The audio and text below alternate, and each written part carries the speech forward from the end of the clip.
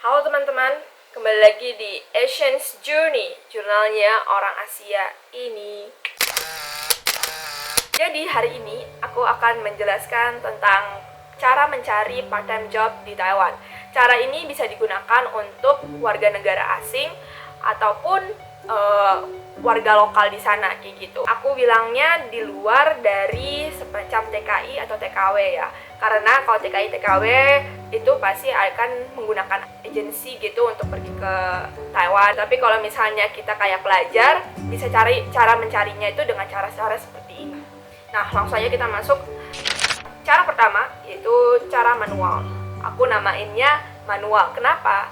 Karena ini tuh kita bisa dapat ketika kita jalan, misalnya toko itu mau mencari karyawan. Mereka itu biasanya akan menempatkan atau menempel sebuah kertas, atau kalau misalnya mereka mau ekstra biasanya ada yang pasang spanduk gitu ya, tulisan Mandarin, tulisan satu huruf doang, itu kayak gini.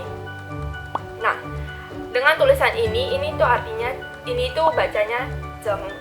Zeng itu artinya mau merekrut atau kayak mereka membutuhkan karyawan seperti itu. Kalau misalnya kalian tertarik dengan toko itu, kalian boleh masuk ke dalam terus ditanya kayak di sini butuh karyawan nggak, kayak gitu. Dari beberapa pekerjaan yang aku pernah lakuin part-time job di Taiwan, aku juga dapetin salah satunya itu dengan cara ini. Karena cara ini yang paling kalau misalnya kayak kita baru datang ke Taiwan, nggak bisa bahasa Mandarin dengan lancar, kita bisa pakai dengan cara seperti ini kayak gitu. Kita lanjut ke cara yang kedua, yaitu menggunakan aplikasi atau website.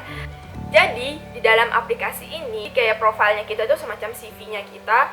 Nah, terus itu kita bisa apply kayak gitu. Nanti kalau misalnya perusahaannya tertarik, mereka akan mengkontak kita kayak boleh datang interview kayak gitu. Itu aplikasinya ada yang kayak gini, ada yang kayak gini, kayak gitu, berbagai macam aplikasi. Aku pernah gunain salah satunya yang kayak ini aku pernah gunain, tapi ini tuh lucu banget kayak karena semuanya tulisan Mandarin, jadi akhirnya aku give up pakainya. Aku pernah awalnya pengen kayak bolehlah jadi part time guru les bahasa Inggris atau apa kayak gitu kan, tapi akhirnya pas buka itu oh my god, semuanya itu bahasa Mandarin, tulisan Mandarin gitu. Dan aku sendiri cuma bisa ngomong doang, kayak bisa denger, bisa ngomong conversation sehari-hari, tapi baca tulisan itu susah banget gitu. Kayak tulisan itu beda lagi belajarnya kan, dan it takes time. Kayak aku baru datang ke Taiwan juga gitu, terus akhirnya gak jadi deh, skip pakai itu. Biasanya sih kayak orang-orang Taiwan sendiri yang akan pakai aplikasi seperti ini untuk mengapply pekerjaan. Sedangkan kalau misalnya kita pelajar, apalagi dari Indonesia yang belum bisa Mandarin sama sekali, mereka tuh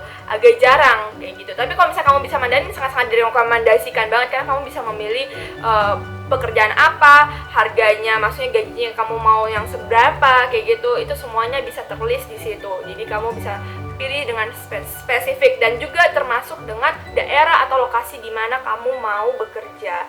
Yang ketiga adalah menggunakan media mulut atau teman.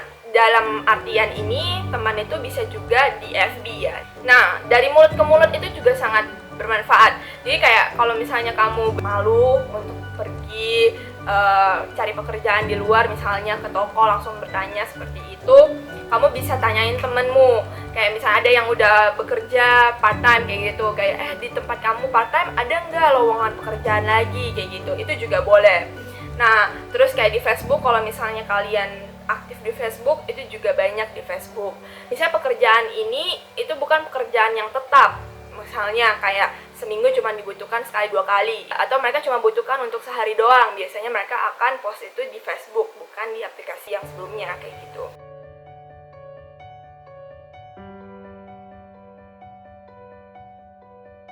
Jadi yang membedakan dua tipe orang yang menjawab ini, orang yang jawab gampang dan yang jawab susah, hanya dibedakan oleh kemampuan bahasanya doang. Jadi kemampuan bahasa itu sangat-sangat menentukan kamu bisa bilang ini cari pekerjaan part time itu gampang atau susah.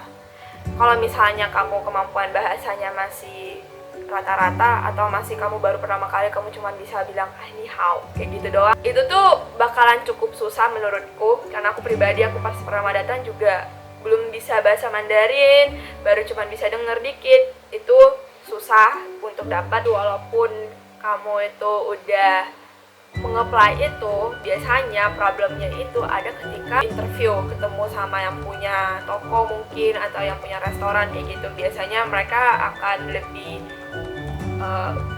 ada problem dengan kemampuan bahasanya kita. Tetapi satu intinya, ketika kita bersungguh-sungguh dan emang kita niat untuk mencari itu, kita bakalan menemukan itu. Jadi jangan give up. Kalau misalnya emang kamu mau untuk bekerja dan kamu emang berniat baik, pasti kamu bakalan menemukan pekerjaan itu.